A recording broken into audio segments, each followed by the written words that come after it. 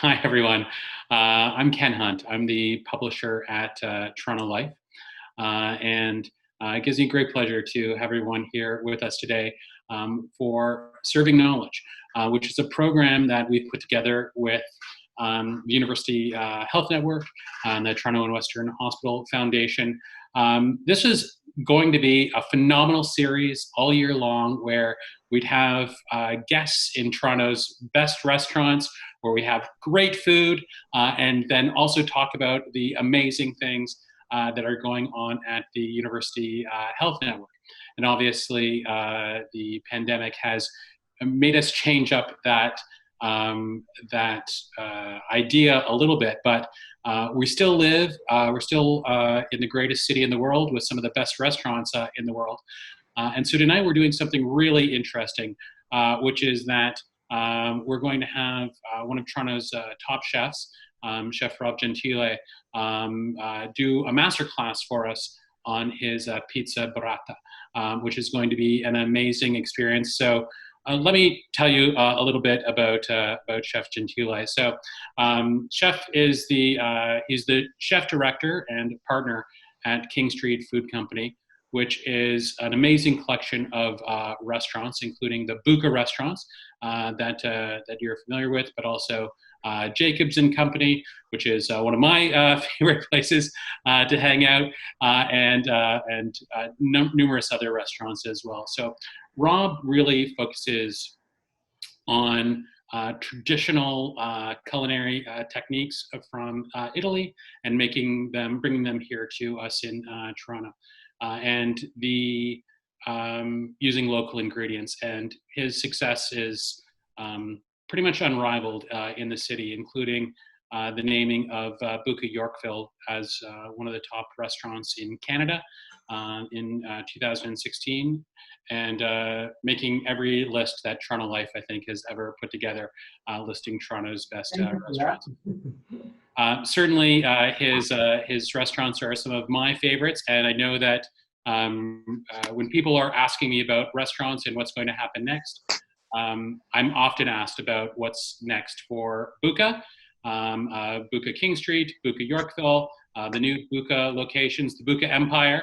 And so I know that people are very anxious to hear about that. But Chef's team has also done an amazing job pivoting during this pandemic, delivering great meals to people at home and kits. And I'll let Rob tell you a little bit more about that as he takes us into our pizza masterclass.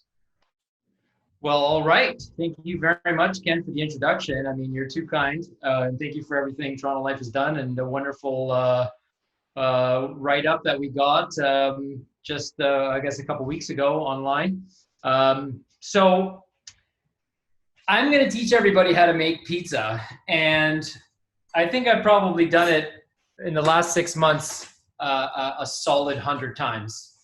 And I know everyone is cooking far more now than they ever have before, so there's no excuse for you not to be able to do it at home. Everybody is just the greatest cook right now, and everyone has gardens that are flourishing with all sorts of vegetables right now because you've had all the time on your hands. We know you have. So you guys should have all received a pizza kit, and it's one of the kits that we serve in our restaurant or we sell in our restaurant right now. They're all coming out of the St. Clair location. St. Clair location hadn't opened yet. We were in the middle of training when, COVID came upon. And, we kind of pivoted into, what do people want now? How can we make, hold on, I'm just going to check my pizza. How can we make everyone happy with our food still now that they can't come into our restaurant? So we thought of comfort food. Our lasagnas do really well. All our cook at home kits, we have several of them. You can go online, buka.ca, to order anything you want. There's a click on menu. There's an order link. You can pick up whatever time, delivery, whatever time. It's going really, really well. So the pizza burrata is something that we've done in many, many different ways. And everyone loves, the pizza thing, cooking pizza at home, everybody has loved it. All the Instagram tags and everybody attempting to do it. And if anybody's trying now and going to cook along with me, that's cool. What I want everyone to know is it's really, really, really, really, really, really easy. Okay. I think it's extremely intimidating to do things that chefs do, right? And I think that the reason why we came up with these kits is to show everybody how simple it can actually be. And I've done lots of these videos, and I've done, all sorts of things on my Instagram, Rob_Gentile. Lots of really fun things to do with the family. My daughter, who's, only 3.5 years old, gets involved all the time. She's the pickiest eater on the planet. And I'm sure many parents who have 3.5-year-olds probably say the same thing. But she's on a beige diet, so even tomato sauce makes her nervous. But she loves to get involved, and I'll make her pizza. And if she doesn't eat tomato sauce, I'll make her a white one. And happy days. She'll eat bread all day long, but bread, for children is useless.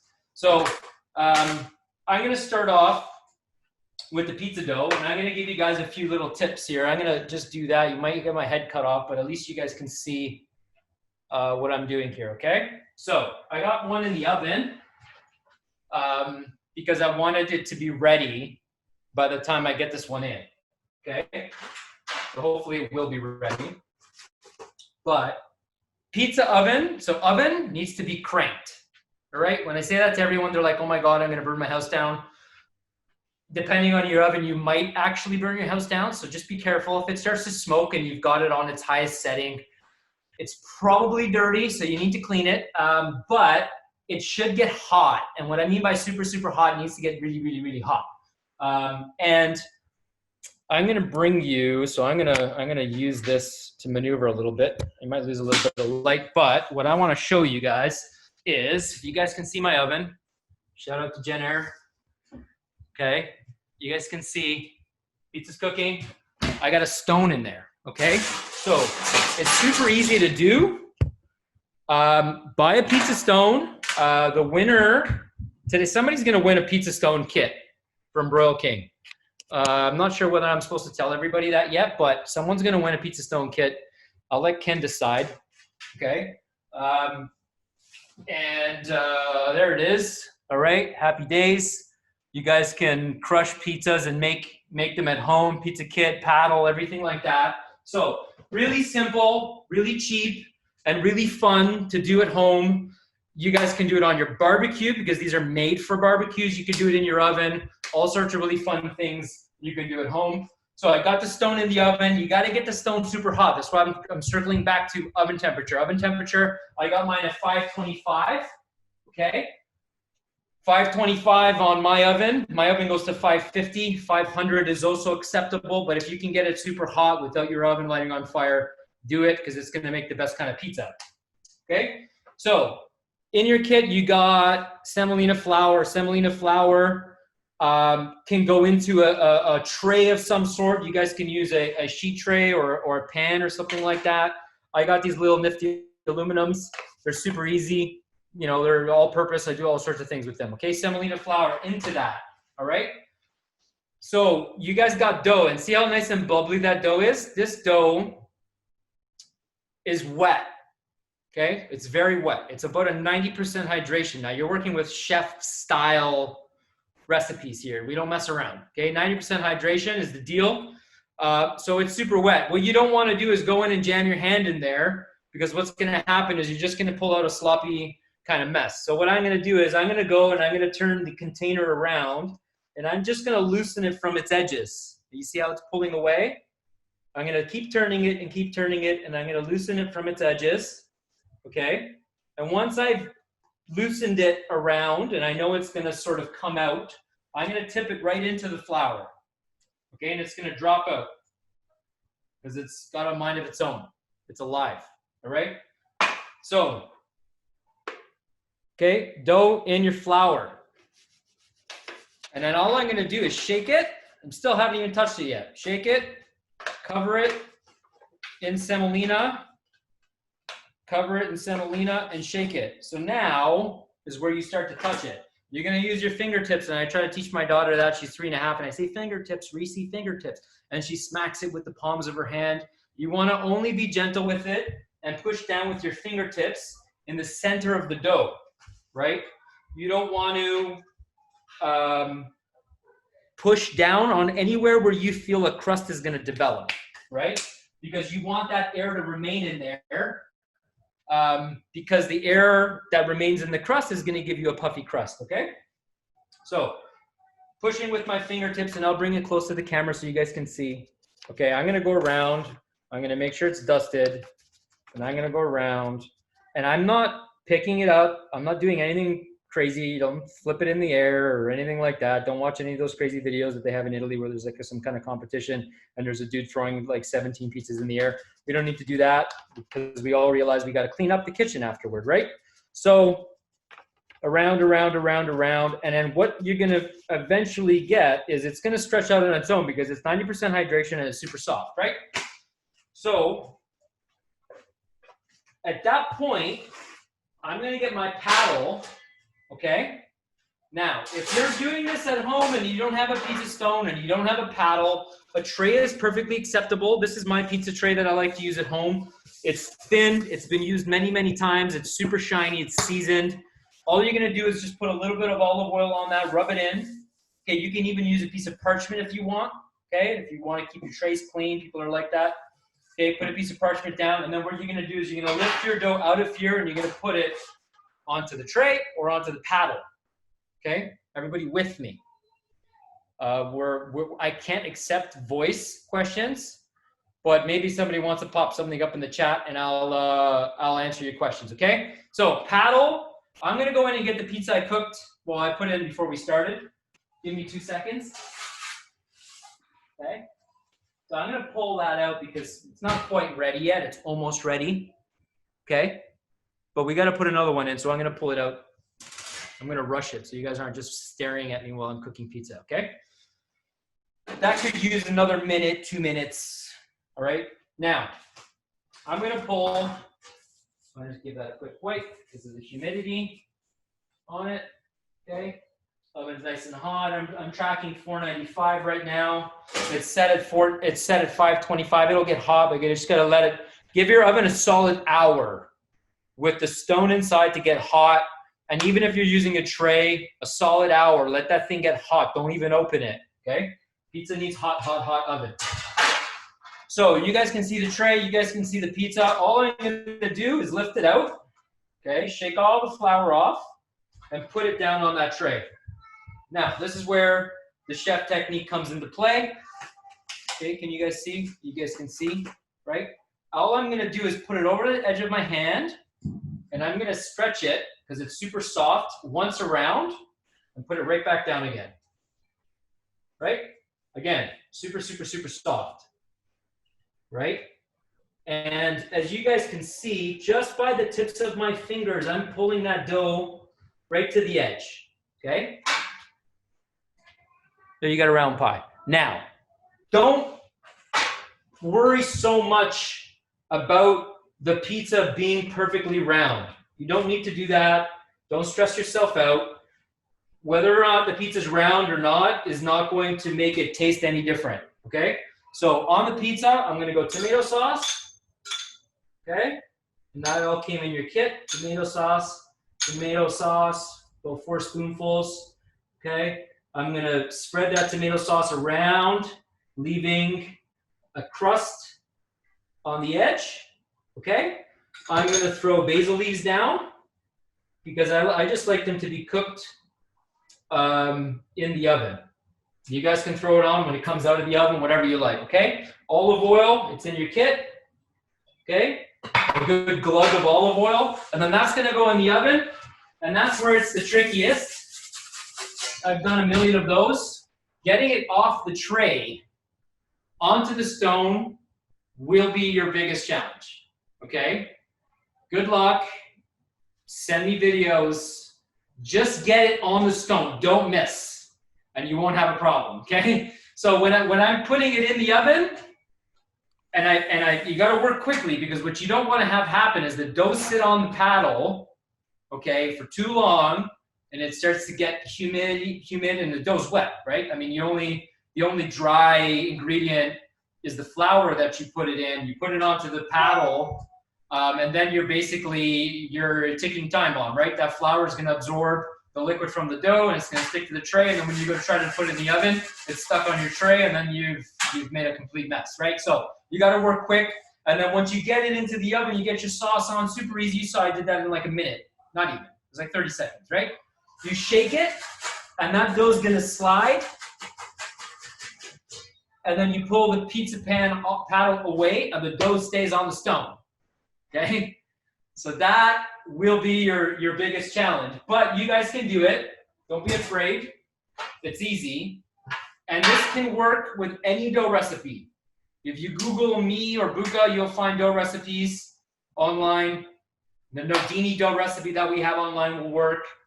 Any other dough recipe that you guys want to use, you know, whether it's a gluten-free flour or whether or not it's you know, you can use different kinds of flours if you guys want to attempt that. Again, if that's too intimidating, go right to the tray. No, not always use the tray. She did not have a stone at home. Use the tray, oil it, beat a piece of parchment down, do whatever you want. You know, double up the dough, make a big dough, make a large tray depending on the family. Okay. So my dough's in. Okay, that's cooking. And just to keep in mind, the first pizza is always going to be the worst pizza. Okay. And as you can see, this one's not quite done yet because it's a little white. You're seeing a little bit of brown happening here, okay? I got another one in the oven, but what I'm gonna do is I'm gonna show you, we'll continue the programming, and in the middle of it, I'll show you guys pizzas. I'll keep making them, and you guys can see me eating them because I'm hungry right now.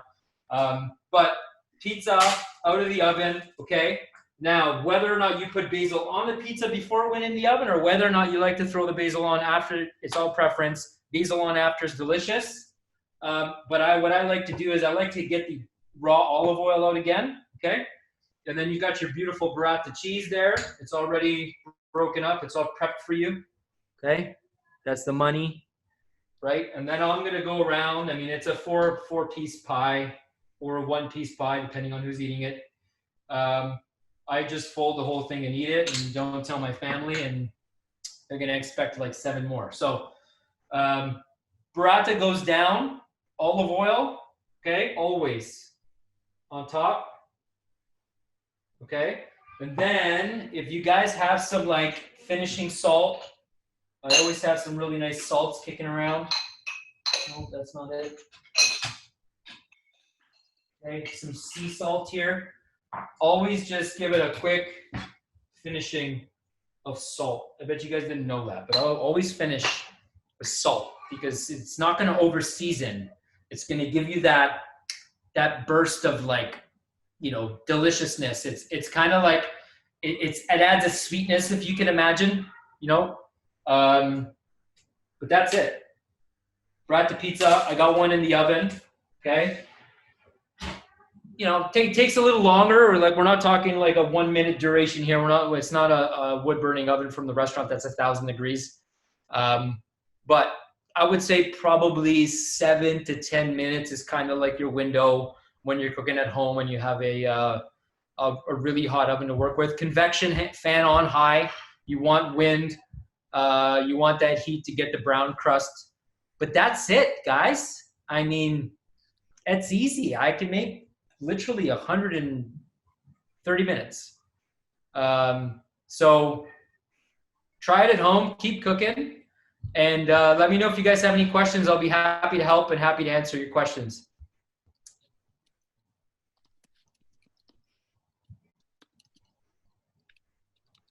We have a question here. Confirmed. Getting the pizza off the peel into the oven has resulted in tears in my house before. That's why you need a chef. Everyone needs a chef at home. At Booker, your pizza crusts are so crisp. What's the secret, Ken? The secret is the dough. And that's where, when I'm talking about that 90% hydration dough that we work with, see how bubbly and light that is? See how it's like, literally, I just tip it on its side and it's like ooey gooey oozing. That's the lightness that the dough is. And that's the result in the crust. If you have a very thick, dense dough and it's like a pound ball, it hasn't risen and become light with fermentation, you're gonna have a thick, dense crust. It's that simple. Thoughts on pizza flour versus regular flour? Norma's actually sleeping over there. Norma, come. Come here. Come on. Come on. Get your butt over here. They want to see you. Get over here. Come on. I got a snacky. Okay, flour. We're going to talk to you about flour quick. Come on, Norms. She's wondering, like, why do you want me over here? You're not cooking with meat. My dog's got the craziest nose for meat. So flour, 00 flour, bread flour, high protein flour, there will all yield a different result. So again, it's all an experimentation. Here, Norms. Say hi to everyone. So it all results in experimentation. She hates me right now because she didn't want to get out of her bed. A 00 flour is a soft flour, low protein. Okay. We use a high protein bread flour for our pizza dough.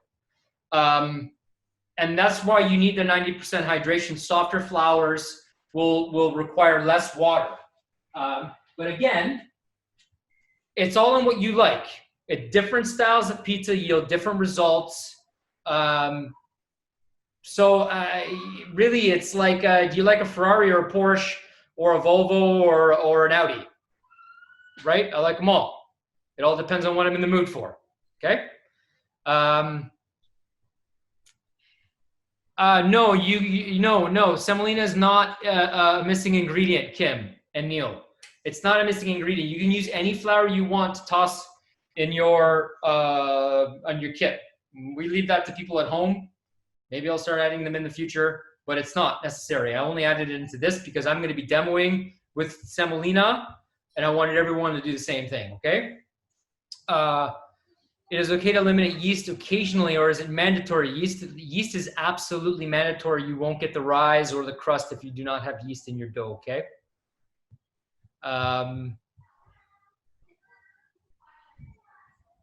What else? Have I ever done a sourdough? Of course, Ken. Oh, I understand what you're asking me. Okay, you mean a mother, like a fermented mother. The word is escaping me. Yes. So if you want to do a biga, it's a biga in Italian, or sourdough. French is typically a sourdough. I understand what you're asking me. Naturally leavened is the word I'm looking for. A starter. Yes. Thank you, Croy. Yes. We have. Again, different result.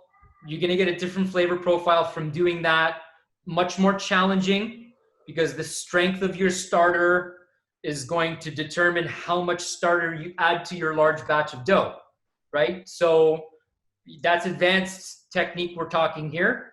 We use yeast because it's clean, it's super simple. We do large batch ferment to make sure that we're also incorporating as much flavor as we can. But the Italian style is a yeast dough, and we leave room temperature. We do a 24-hour ferment room temperature, and then we ball, and then those balls do a second ferment. And the duration of your ferment, even though you're using yeast, is going to be the flavor that you get. Look at those bubbles, right? So starter, yes, flavor, but don't be afraid of using yeast. Yeast is the most consistent product you're going to get. Start with that if you've never done it before. Don't go right into a starter dough. And then get that right. And then these are delicious. You'll see. Can you freeze that dough? Yes, you can freeze the dough. Yeast does not die in a freezer. So you guys can freeze and then just leave it out and have it rise again. The only challenge, though, is this particular dough we gave you is already fermented and already proofed. So it's ready to use. So the challenge you might run into is it overproofing. And when you overproof dough, the yeast dies. So that's kind of like where you might turn into a curveball.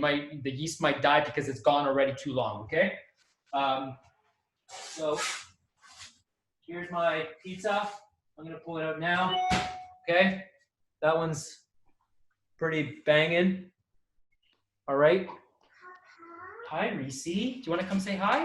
Yeah, but I'm trying to look for Ryan so I can go to a pub. Okay. You want to see the pizzas I made? Yeah. Come around. Here's my daughter, guys. Here. Want to say hi? Say hi to everybody. He's looking up there. Look here. Hi. Hi. Look, do you see the pizzas? Which one do you like better? Ready for this, guys? Which one do you like better, Reese? None of them. Why? Tell us why. Because I'm a little poopy. Because you're a little poopies. But is it because they're red? Yeah. Because they're sauce? Yeah. Yeah? And you like it better white, right? Yeah. With just cheese. No, I don't like beef or sauce. You don't like cheese and sauce? You don't like pasta? You don't like pizza at all? Only pasta, right? Yeah. Okay. Only mac and cheese. And mac and cheese! That's not too different than it is at my house, Chef. I got to tell you. I think there's a waft of mac and cheese coming up from my kitchen at the moment as well. That was amazing, and seeing you do that was just really like the confidence that you have when you're doing that is every time I put my dough onto a pizza peel, I start freaking out. And that's just look at that. Yeah. So look, it should be integrity. It's amazing. It should be crispy, and you guys can see what I mean by crispy, right? That's really great. Thank you so much again, Chef. I'm going to ask Chantel to play a short video that's going to introduce us to the rest of the evening. Thanks, everyone. Thank you. Living donor transplantation is unique in medicine because we are asking someone to take a small but definite risk to their own physical well-being for no definite personal benefit. Tonight, we are initiating an important landmark concept, the world's first Center for Living Organ Donation. If you had the opportunity to be a hero, to change somebody's life, to even save their life, wouldn't you take it? Love makes sacrifice simple. But then you start to think about who else you would donate to.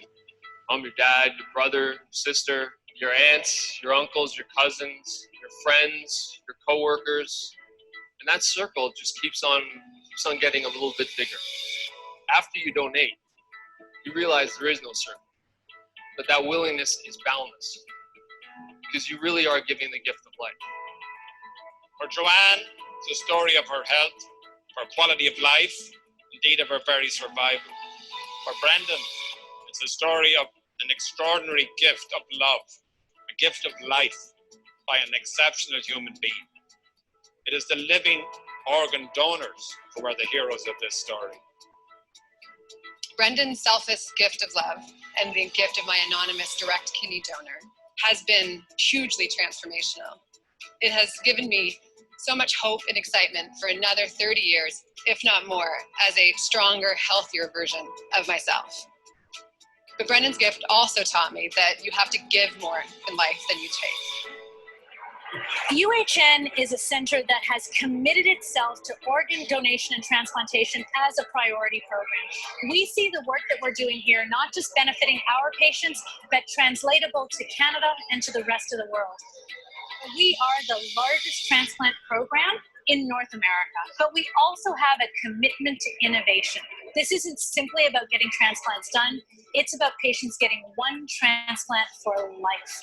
So we have put in medical expertise and surgical expertise to continue to innovate how we give transplant care, how we allocate organs to get the best match possible so the organ lasts as long as possible.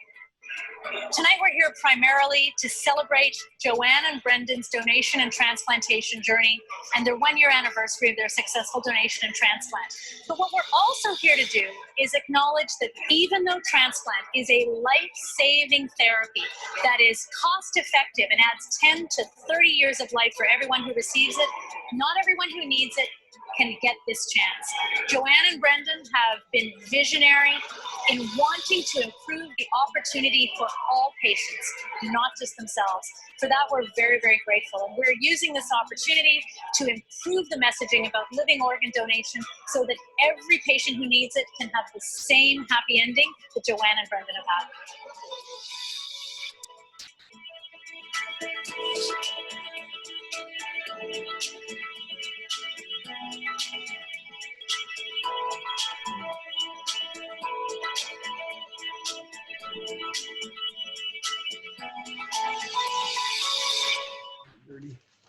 Thank you so much. And we have Joanne and Brendan with us this evening. So I'd like to ask them to introduce themselves and share a little bit about their story. Sure, thank you, Ken. Hi, everybody. It's Joe and Brendan, and you just saw a 3-minute video that sort of sums up our experience with transplant, and hopefully, I should look this way, hopefully, some of you even saw yourselves in that video, because here we are 2.5 years later from that event, and 3.5 years later from my kidney transplant and Brendan's very selfless gift of life. And we're continuing to tell our story and be champions of the UHN transplant program, because we have a very happy ending. We're living our amazingly happy ending. And we just want more people to have access to that. And how do you create access? There's tons of innovation happening at UHN. There is so much remarkable good work. They're leading the world in living transplant and transplant overall. But it all starts with awareness. It all starts with patients knowing it's an option, loved ones having the conversation, potentially coming forward. And we just want to make that conversation that little bit easier. And it's things like this, by your participation, that helps people become more aware, have those conversations, and get their life-saving treatment. As you heard my dad say in that video, the true heroes of the story are absolutely living organ donors. And I get to live with one each and every day. And so I like every opportunity to honor Brendan and your gift, but also the program that has made it possible, because they're the other heroes in the story. And they're so humble, and they're so modest about what they do, that you'll hear from Dr. Lee and Dr. Singh this evening. And I've sort of said, you gotta be champions of your program, because people don't know we have this great program here in Toronto. And so I'm here to sing off the rooftops and hope that all of you sort of can get behind the amazing work that's being done. Brenda? Thanks, Joe. Judging by the smell in the kitchen, I'm going to keep on giving kidneys, because this pizza gig is not named for me. Something is definitely burning right now. Yep. But thank you, everyone, for being here today.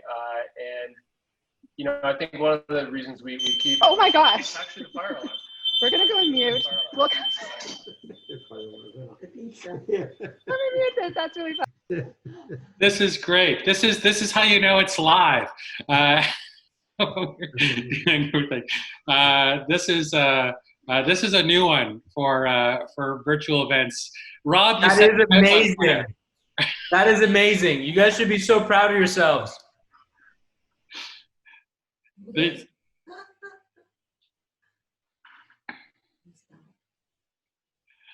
While they're taking care of the fire, Rob, you had them crank up their oven too far. That's this is hilarious. I did want to. I'm gonna see beats I'm watching.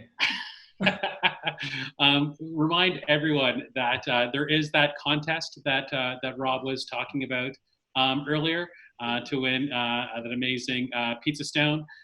So please do take a picture of your pizza, burned or not, and use our hashtags TL Insider as well as Serving Knowledge, and make sure that you tag Rob on Instagram as well, so that he can see everything that's going on, and we'll pick someone to win that amazing prize pack.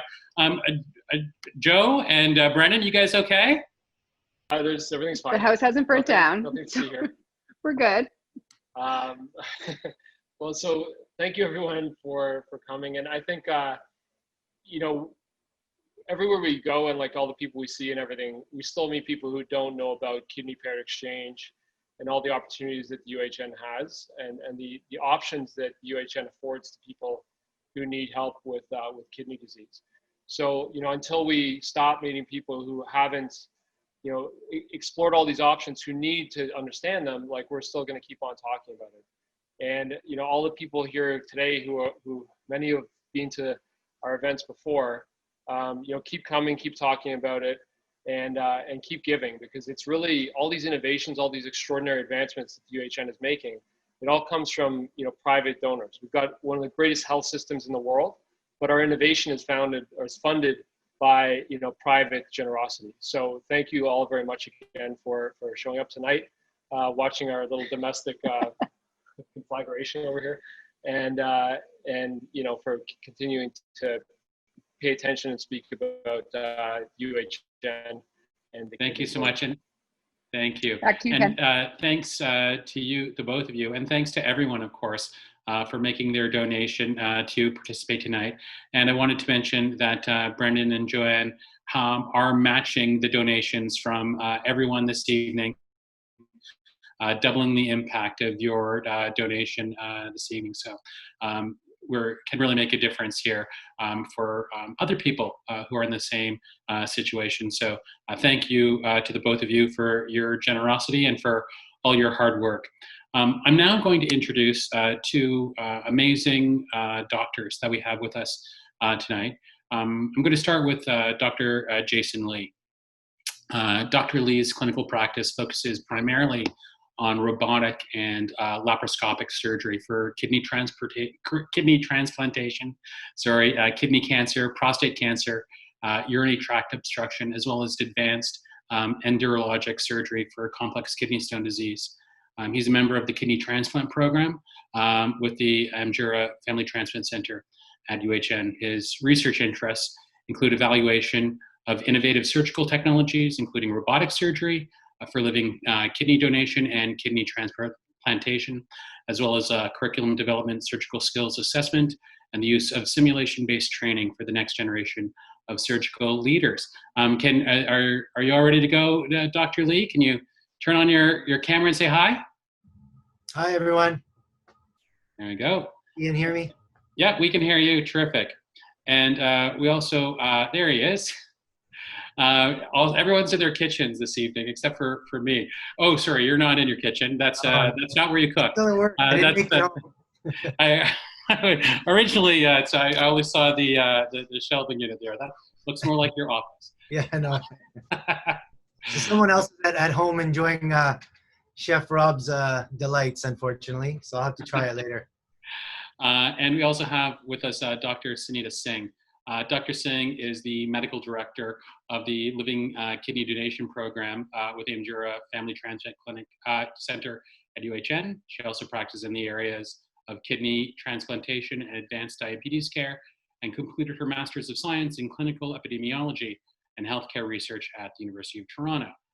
Dr. Singh's research interests are focused on the evaluation and care of living kidney donors, as well as the management of diabetes in kidney transplant recipients. I think I got through all that. I didn't screw up anything too badly.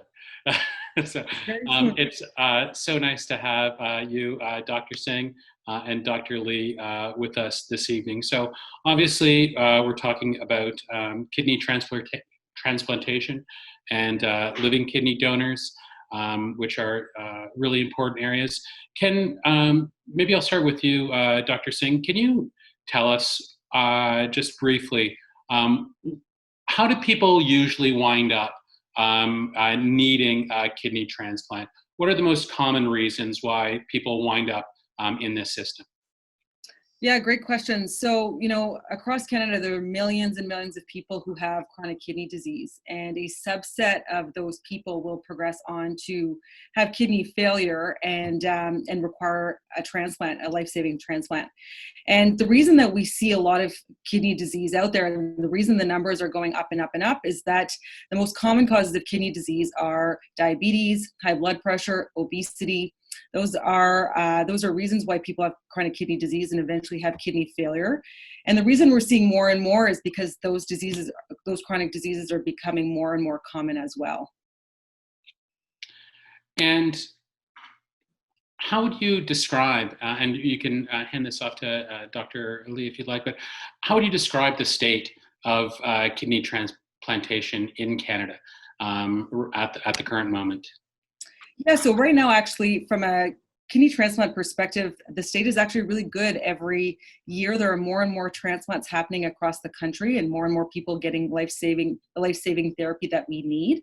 So, in fact, the state of transplantation is really has evolved tremendously over time, and is actually in a great place. But we can get it to a much better place, and the reason that is because we continue to have, despite all the successes that we have had over the years, we continue to have a serious organ supply and demand problem. That is really the biggest thing that we're facing right now. There are many people that are waiting for a transplant, but yet, even though we have had increases in donors over the years, it's simply not enough to match the huge demand that we have. So that is really that's where really living donation comes in order to try to bridge that gap. It becomes really an important therapy to try to help get people transplanted. Dr. Lee, you're obviously focused on some innovative surgical techniques. Can you tell us about some of the advances that we've seen recently that have really made a difference to your practice and the practice of kidney transplantation? Sure. I mean, I must say, first of all, I want to thank Joe and Brendan for putting on this event and inviting me. Brendan and I went to high school together. He was much cooler and funnier back then, so I see why he got the girl, so it makes sense. And we've reconnected recently, and so it's been really nice. So I want to thank them for hosting and inviting me to this event. When it comes to transplantation, there's been a lot of work done, still a lot to be done, but one of the my sort of secret passions, maybe it's not so much of a secret, but is improving the impact surgeons have. Like, we love cutting and we love sewing. That's our business. But we want to try to really minimize the impact of surgery on our patients. And so I've really pushed the envelope in trying to look and evaluating new technologies and how we can minimize the morbidity of surgery. And so robotic surgery is definitely one of those things. Definitely it allows us to do a lot more through a lot smaller incisions with less morbidity, get patients and people back to work. So the impact of robotic surgery on our transplant program has been growing. We've been doing it for some of our donors, and not every patient requires robotics for their surgery, but there's definitely a subset of people who will benefit greatly from it. And so we've started this program with respect to our donor side. For a variety of reasons, on the recipient side, we haven't, across the globe, haven't done a lot of robotic kidney transplants. It's very difficult, complex surgery, but we're hoping to. Prior to COVID, everything kind of got put on hold, but we're hoping to be able to offer our patients here at UHN robotic kidney transplantation somewhere in the near future as well. Some of the other innovative things that we've been doing here, which is very unique, is ex vivo organ regeneration and reperfusion. So sometimes when we get kidneys from deceased donors, again, a little bit different from what we're talking about today, the kidneys, for lack of a better description, have been on ice for a while. And sometimes when we transplant the kidney, it doesn't work right away. And so with some novel technologies we've been trialing here, we can connect the kidneys up to a special machine that allows us to regenerate and reperfuse that kidney so that when we transplant that organ, it's ready to go. It's up and running and ready to go. And we can potentially, and we're studying ways to deliver novel medications so that that kidney is even healthier than what we're doing now. And luckily, most of our patients do well now, but we can improve on that moving forward. Thank you. And that's amazing to hear about some of those innovations that are coming down the pipe and that you've already been able to implement. If I could ask Joanne, your story is amazing, and we didn't hear the whole thing, but you were in need of a kidney, and of course your husband was attempting to be a match for you, but wasn't a match, and yet through the program that we have set up here, you were able to find a kidney, and Brendan also donated one of his kidneys to somebody else who you don't know. So I guess one of the things I would ask you is, when you're talking to other people in a similar situation to you, or just people who are curious about donating a kidney, what do you tell them about why they should consider donating a kidney? Oh. That's a great question, Ken. And actually one I got during a panel at Living Donation Week last week, which is the hospital led a week-long sort of more community and academic focused conversation on living donation. And I think there's two answers there. One, what do you say to someone who's wanting to donate a kidney? Talk to Brendan. Talk to someone who's gone through it. Talk to other patients who are going through it at the same time. Because when you live with a chronic organ disease, often it's not very obvious, and often you appear like a pretty, especially in my case, a pretty healthy person, and no one would know. So you don't tend to associate with being sick or have necessarily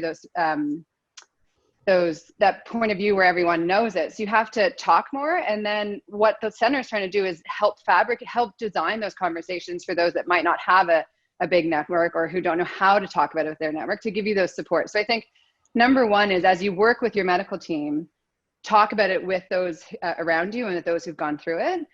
Because what the first thing they'll say, and Brendan, let me know what you think, is for donors is, it wasn't a heroic thing to do. It was the right thing to do. It was sort of an easy thing to do. Brenda? Yeah. It's the most rewarding thing you can possibly do, because, in Joe's case, like, having seen her suffer for years, and it was just like low level, constant tiredness and suffering and constant itchiness. And like, I think one of the things we talked about, like, what is waiting for a kidney transplant like, right? And it's like an itch that you can never scratch. Like, that's literally what it is, right? And I would spend every evening giving Joe a back scratch, right? Just because, like, her whole skin was on fire, right? And then the next morning after she gets a transplant, she kind of wakes up and says it's gone, like, I'm not itchy anymore, right? And something, blood's not toxic. The blood is not toxic for the first time in years, right? And that kind of that's a gift that comes back to you, because you realize, like, it's just transformed, like, the relationship that you have between each of you as well. So it's a gift. It's not a give. It's a gift. And just to come back to the KPD, the kidney pair donation, we found out about that a little far on in our journey, when we realized we weren't a direct match. And now we are obsessed with this program. We think and as Dr. Singh knows with the center, we think it's been around for about 10 years, if not longer, but it's this trailblazing program that not only helps me, or a patient like me who is a little bit more difficult to match due to antibodies, get a really good kidney that's going to help you have more years of life with the kidney and help reduce the need for as high levels of immunosuppression. It also takes your amazing donor, their kidney, and makes it go further. So not only did Brendan donate a kidney so I could get one, his gift then enabled a number of pairs to get kidneys and receive kidneys, and then perhaps take someone off the deceased organ list, which for me would have been 8 or 10 years. So the fact that we could solve our medical challenge and make your kidney go so much further was the most inspiring program. I sort of said, why isn't everyone doing this? Which, Dr. Singh, maybe you can speak to and lead back to some of the innovations on improving access, because it was algorithms and machine learning, and we had been talking about that in the context of work and life, but who knew it was in the medical system? Yeah, please, Dr. Singh, expand on that. For sure. So, one of the big challenges that we have is exactly the situation that Joanne and Brendan were in, is that you have a donor who has gone through the process and is deemed healthy to donate, but is simply not compatible for numerous reasons with the recipient. And the kidney pair donation program really allows transplants to happen that would have never otherwise happened. But one of the things that is still out there that is really plaguing us is a lot of misconceptions around organ donation. So a lot of people will actually think, well, I can't donate. One, I'm not biologically related to my recipient. I'm not, a family member. But in fact, that's completely not true. Anybody can donate, can be a complete stranger, in fact. And that's in fact what happened in the kidney pair donation program with Joanne and Brendan, is that effectively a stranger donated their kidney to Joanne, and then Brendan donated his kidney to a stranger. Other misconceptions out there is that, I'm not the right blood group and therefore I'm not compatible. But this kidney pair donation program actually completely takes care of that by actually matching people who are incompatible with people that they're compatible with. So the program has had so much success, allowing hundreds and hundreds of transplants to happen that otherwise would not have happened because of incompatibilities. But we can actually do more by getting more donors into the system, by breaking down kind of the barriers and the misconceptions and the myths that people still believe about organ donation. And another one that kind of comes up a lot is that, I'm too old. That comes up a lot. I'm too old to donate a kidney. And in fact, that's not true. We actually don't have an upper age limit at UHN. We do kind of try to look at the donor as a whole in terms of their overall health condition. So lots of kind of myths that we're trying to bust through awareness. And the Center for Organ Donation is exactly the platform that we need to reach people, to get them talking about donation, talking about it with their friends, their families, their kids, and making it really part of the regular conversation that this can happen. And this is the amazing kind of result, is that it's really saving lives every day. Well, this is the most amazing thing that I've learned this evening, is this idea that Joe was talking about, that it actually makes the whole system far more efficient if the kidney is matched with the recipient that most matches with that kidney, not the person with whom you have the closest relationship. So that's, the basic concept of, someone giving a kidney to a third person so that you can get a kidney, that all was obvious to me, but it was not obvious to me at all that this system would greatly increase the chances of success overall for the whole kidney donation system. That's an amazing fact for me. So thank you for enlightening me at the very least on that. Dr. Lee, I wanted to ask you, in terms of some of the challenges that you face. What do you look for in sort of ideal donors of kidneys? Challenges that you face as a surgeon in terms of the patients that you're seeing? Oh, you're on mute, Dr. Lee. There we go. Sorry about that. Yeah, a lot goes into working up, sort of investigating and making sure the people who come forward are adequate donors. At the end of the day, while there are mothers, daughters, loved ones, children who want to donate to their spouses, parents, siblings, we want to make sure that, that they don't put themselves in harm's way. And so we need to evaluate and make sure that they are healthy enough to donate, that they're not going to put themselves at risk for future problems. And most of our donors do great, but they are taking a small calculated risk by donating. So there's the medical side of things, and Dr. Singh and her team does a great job in evaluating the medical safety and the appropriateness of our donors. On the surgical side of things, we want to make sure that surgery doesn't put them in harm's way too much. But then also that from a surgical perspective, their kidney that they're going to donate is going to be suitable to transplant. Some patients have certain surgical problems or anatomic issues that preclude them from donating. Most of us, for example, are born with one artery and one vein that circulates blood through the kidney, but some people have 3 or 4 arteries, and sometimes it's too complicated to reconstruct in order to transplant. And so we look for, from a surgical side of things, making sure things will be safe to donate, but also safe to transplant. And again, we're always trying to make sure that we are looking after our donors and making sure that they're not putting themselves in too much of a harm's way, even no matter how much they want to donate. Thank you so much. One of the things that comes up when I'm thinking about this question, especially in with the great attention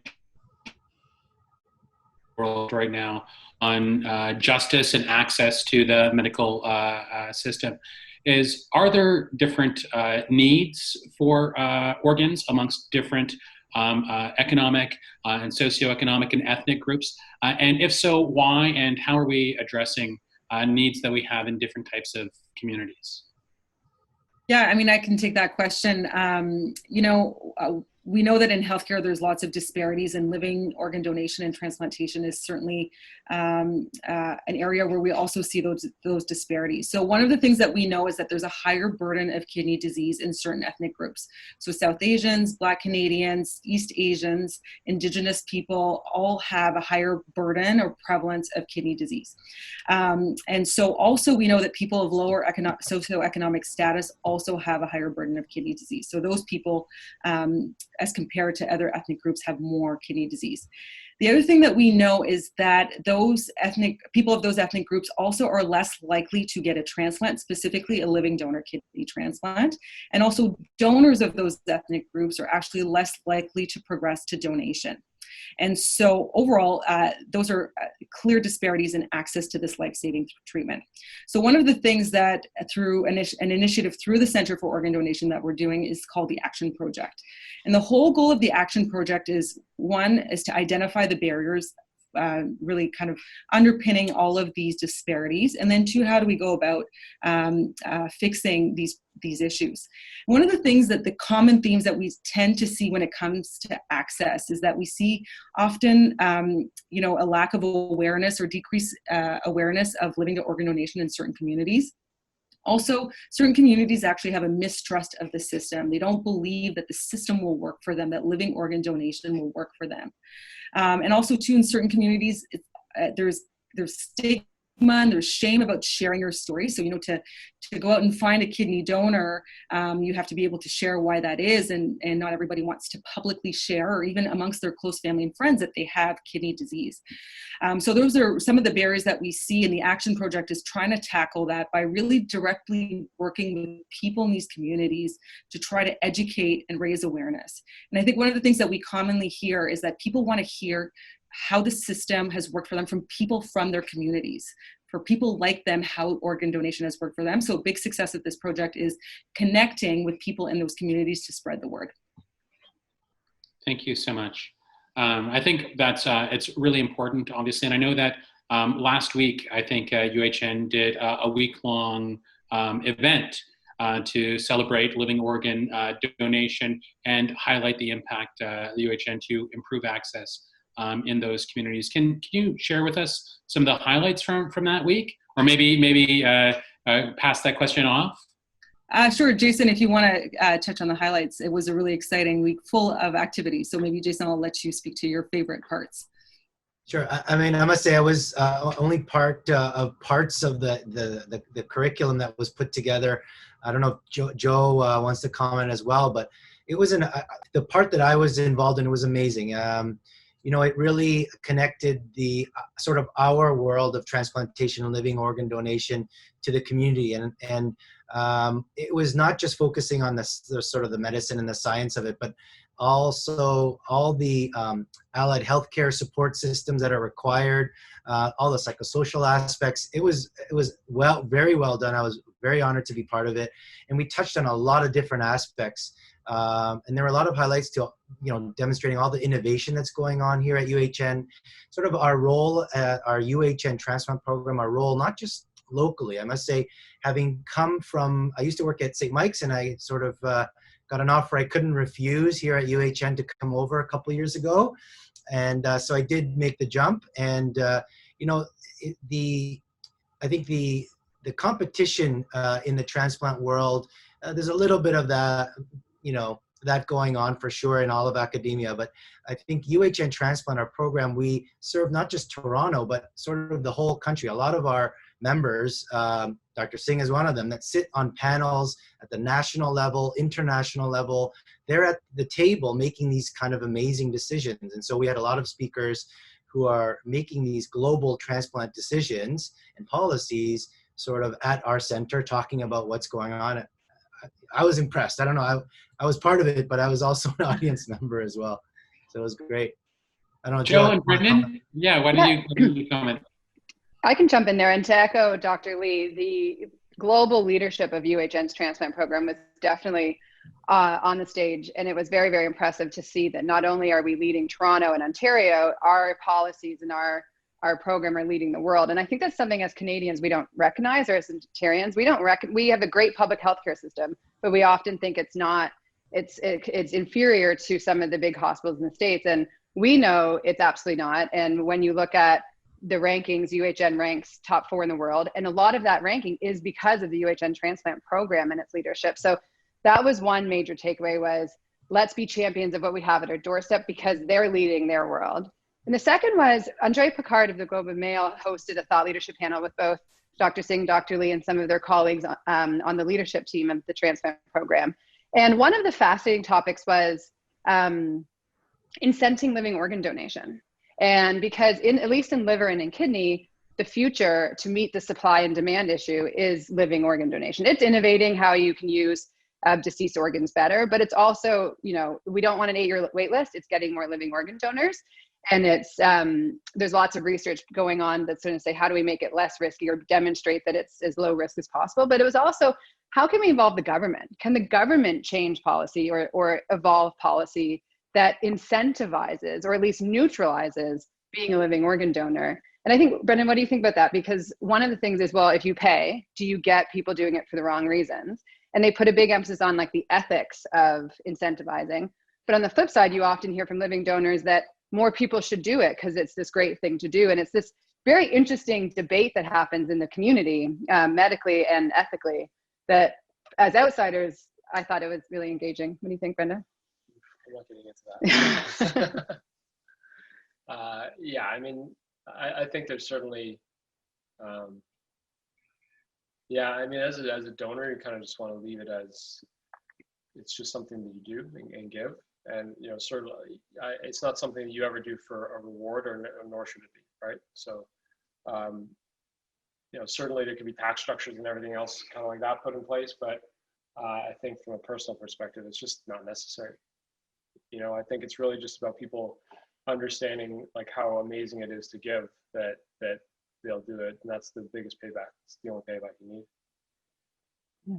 If I can pick up on something that Brendan just said is exactly that. So the comments that I get in my clinic after donation is time and time again, this has been amazing to help. I would do it again if I could.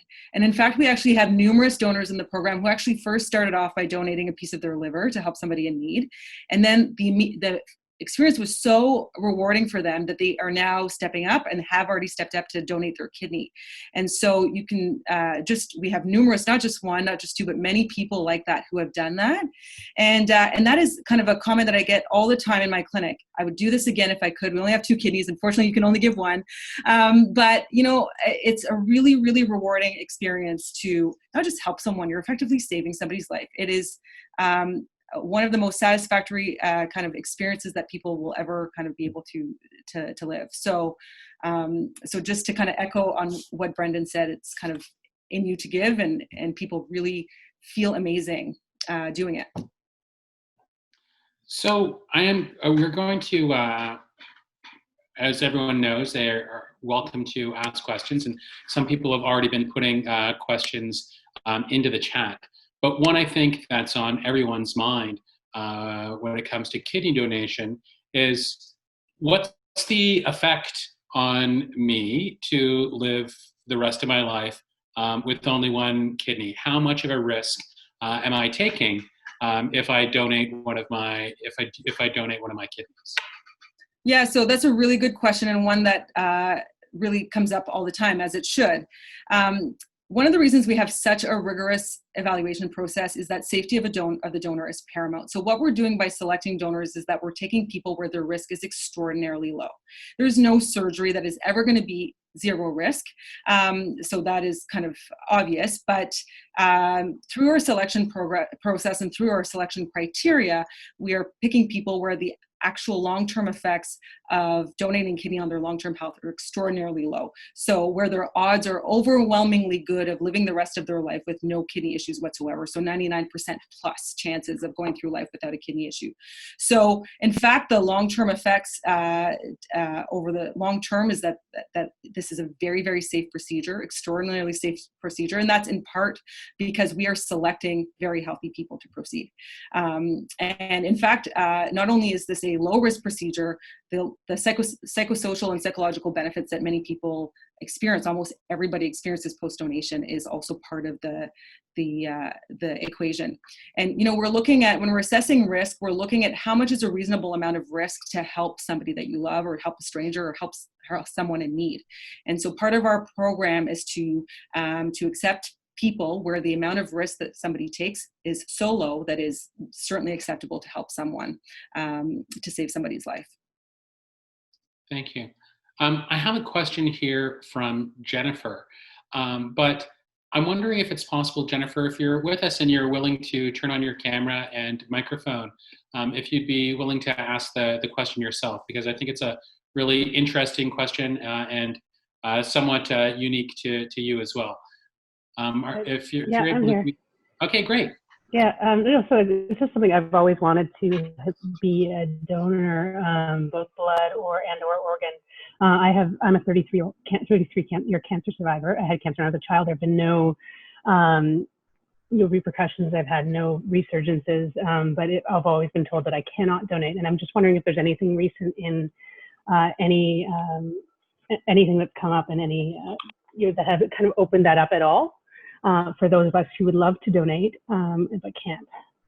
Yeah, so that's a great question, because we get numerous living kidney donor candidates who have a history of cancer like yourself who want to donate. And so, in fact, our criteria, it's always assessed on a case-by-case basis, of course. So we'd have to look at kind of the specific medical details. But in fact, people who have had cancer a long time ago where there's been no evidence of kind of recurrence, and no, if somebody has had chemo or radiation, there's been no adverse effects of the chemo or radiation. Often actually, if the remainder of the evaluation is acceptable, they actually can go on to donate. The things that we look at when we look at people who have had cancer is, one, what is the risk to the donor themselves of having cancer again and needing treatment? And then two, what is the risk of transferring that cancer to a recipient, and then the recipient potentially getting cancer transmitted to them, and then having to go through that. But generally, when cancer is very remote and somebody's kind of had close follow-up with their oncologist and there's no evidence of the cancer coming back, those are situations where we often have proceeded. Okay, that's very good. That's good news. Thank you so much. Can I just jump in here and sort of say, Jennifer, that even if you, as you might look into it, or it may or may not work out, one of the goals of the center is also to build a program of ambassadors for living organ donation. It doesn't just have to be recipients and donors and the medical teams. It can be anyone from the community who's interested, because part of it, that happens. A lot of people put their hand up and they can't donate for a variety of reasons. And it's trying to build that enthusiasm as part of awareness building. So if you like to volunteer, we can put you in touch with to try to help build out that program. Shameless plug. Love it. Awesome. Thanks. Just in terms of timelines, I have a really interesting question here from Amy Wilkinson, who asked the question, what's the timeline? If I, put up my hand and say I want to donate my kidney, how long does it take to get a match? Or how does the system work? Just sort of walk us through timelines and expectations if someone wants to donate a kidney. Yeah, I mean, I can speak to that. So basically, as soon as you submit your questionnaire, we'll review your health questionnaire to make sure that you're suitable to proceed, that there are no medical issues. And then numerous tests then begin. So the first are blood tests and urine tests to make sure that everything looks okay. Then subsequently followed up by CT scans and x-rays, then a consultation with our social workers, myself as a medical clearance perspective, and Dr. Lee from a surgical perspective, and other surgeons in the program.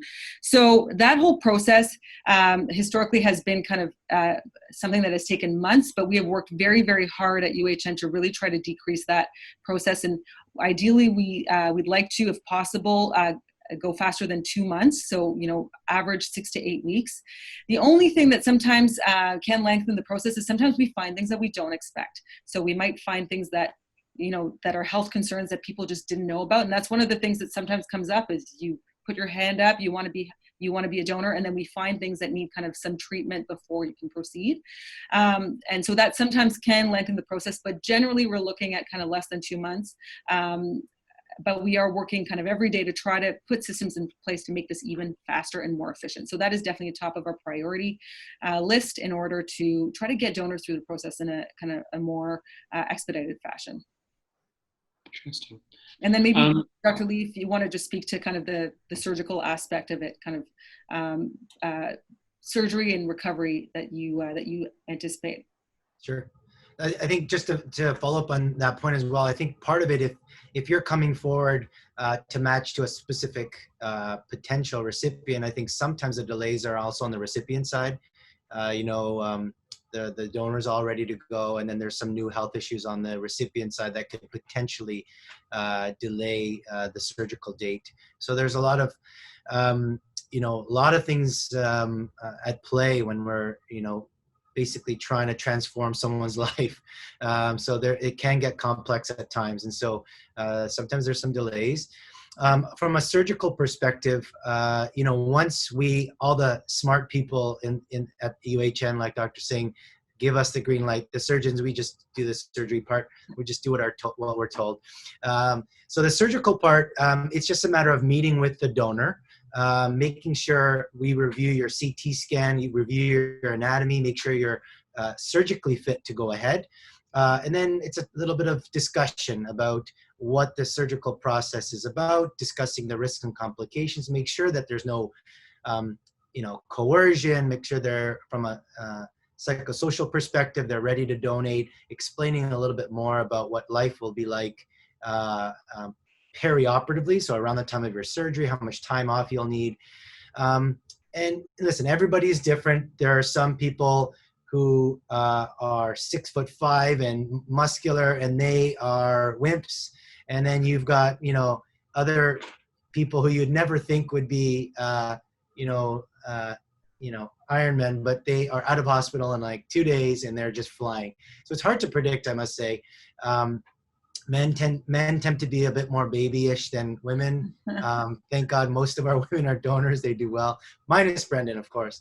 But so it's my job as a surgeon to talk to people so they know what to expect. And so, most of our donors, they do great, but we don't want to sugarcoat things. It's still major surgery. Most of them do great, but listen, Brendan can speak to this. There's definitely post-operative pain and things like that they have to manage. But luckily, most of our patients do well. We do 99.9% of our donor nephrectomies, our donation surgeries, all minimally invasively now. Very rarely do we need to do it in traditional open surgery. Again, as mentioned, we've applied robotics to some of our donors as well. And most of our donors, I'd say by the time I see them back after their hospital stay, and most patients are in hospital, I would say on average 2 to 3 days or so, maybe 3 days. By the time I see them back around 3 to 4 weeks, they're all off on pain. They're off pain medication completely. Maybe the occasional over-the-counter Tylenol for a little ache and pain here. We usually recommend no real heavy lifting or vigorous exercise for 4 weeks. And usually by 4 to 6 weeks, they're about 95% back to baseline. They might have a little bit of aches and pains here, have some fatigue. So sometimes definitely as you're adjusting to life with one kidney, where people used to be able to last till 11 or 12 at night, they might be 2 or 3 o'clock when I got to take a nap. I never needed to do this. So I think those kind of things are common. I don't know, I'll leave this, Brendan went through it. I haven't actually gone through it on the other side. I've been on the other side of the knife, so to speak. So maybe Brendan can comment on sort of the experience of being a donor. Yeah, I mean, I was in hospital, I think, for 2 to 3 days, and I was off work for 2 weeks. So I went back in the third week, which is a little bit early. People sent him home. Got sent home a couple times. But like I was off painkillers after, I think, probably 4 or 5 days. So it is I thought it was like getting your appendix out. It's not like getting your appendix out. It's a little bit more invasive than that. But, after 6 weeks, I was kind of back playing squash, back swimming. And you do feel tired maybe for like 6 months, but then 6 months later, you're 100% back to full health. Don't even notice anything. And like, there's no evidence of it, anywhere except obviously your kidney function is a little bit lower than it was before. But it's really, totally full recovery very, very quickly, actually. So. Do you want to speak to the moment in time sort of experience, the perspective that, how you say it sort of changed your perspective on life? And, all of us have busy lives, busy jobs, busy social, whatever it is we do, but you really found that at a different time. Yeah, like it is a special time because everything stops, right? And like at the time I was so busy, it was coming into the very busy period of the year in my industry, and like lots of conferences coming up. And we got the call with only 3 weeks notice, which was a little bit different for most kidney transplants. We kind of fit into a chain to fix it and make the chain in the kidney paired exchange work. But it's, so for 20 minutes, we're like, we're too busy, right? We can't do this right now. But then you take a break for like 15 seconds, you're like, that's the dumbest response ever, right? So we basically both dropped absolutely everything. And it was just amazing, like, to see everybody rally around you and like my team step up entirely. And you realize like that, the people around you love you and support you, and that there's incredibly more important things than the day-to-day thing that you do going to work and everything, right? And for those weeks, time just completely stands still, and it's just this special bubble, right? And to be doing it with somebody who you love, right, it's like it was like a second honeymoon, but like of so much more weight and value, and like that's one of the things that makes it such an extraordinary experience, right? That how often do we get to have these, just incredible sabbaticals in life, that every single moment is a gift and going both ways, right? And that's the thing that I would never give back. And then when COVID hit, we really knew how to do isolation together. It was an old book for us. Well, your story is amazing. And just to underline something from Amy's question, when she was asking how long until there's a match, if I'm understanding things correctly, there's such a great need for kidneys in the system. The timeline isn't determined by, is there a match for your kidney?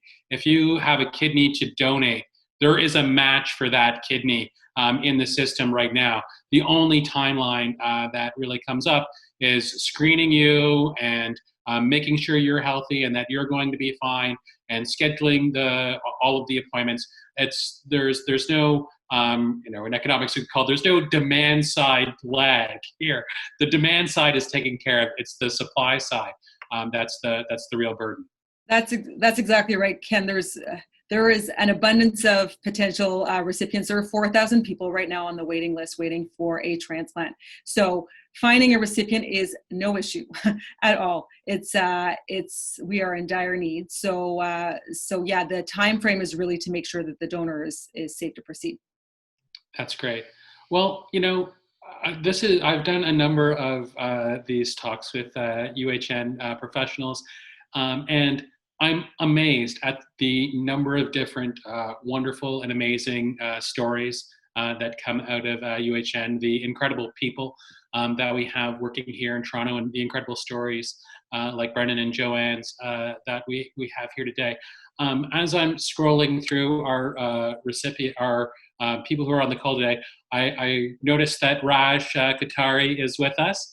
And so I always love to say hi to Raj. He's the chair of the Toronto General and Western Hospital Foundation. And do you have anything you'd like to add to today's discussion, Raj? Well, first and foremost, Ken, I want to thank you and of course our chef from Buka providing us the pizzas. I've not had a chance to check them out yet, but I do go to Buka whenever I could in the pre-COVID days, and their pizzas are the best.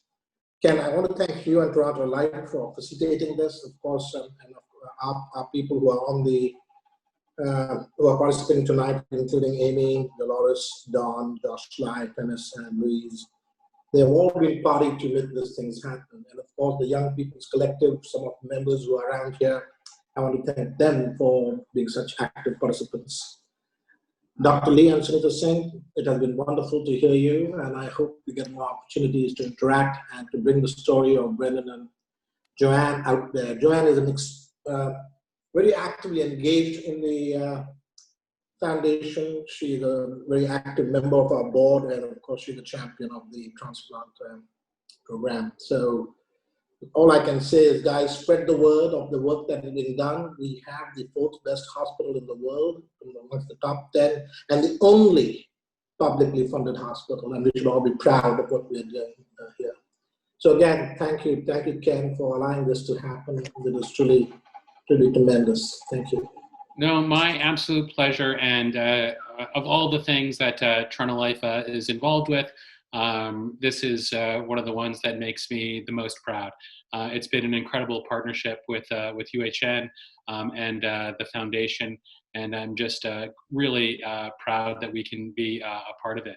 And speaking of being a part of it, our next Serving Knowledge virtual supper club is going to be at the end of November, and we'll be releasing details on that soon. I'm sure that it'll be just as interesting, as inspiring as today's were. So thank you again to Dr. Singh and to Dr. Lee. And I'd also like to invite Joanne to say a few words to close things off tonight. Well, we listened to Chef Rob's advice of making sure it was toasty. The shape's a bit funny, but it's not burnt, guys. It's not burnt. I think it looks great. I think it looks great. Congratulations. So That's sorry good, for that, guys. but comic relief.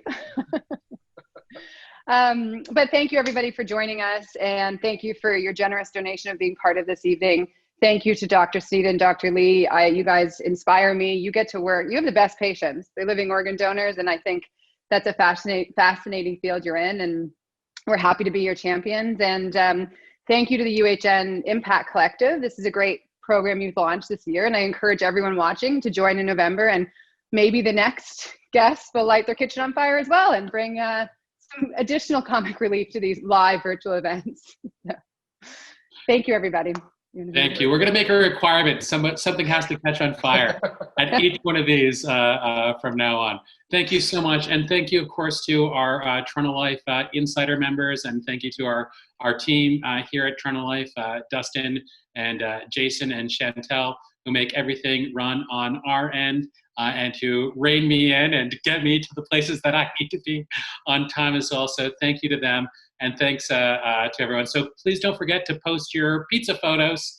Chantel wants to remind everyone so that we can give away that amazing prize pack from Buka. And thanks again to Chef Rob Gentile. I'm very much looking forward to eating my pizzas, and I'm looking forward to dining at Rob's restaurants again as soon as possible. Thanks, everyone, and good night. Thank you. Good night. Thank you. Thank you. Good night, everyone. Thank you.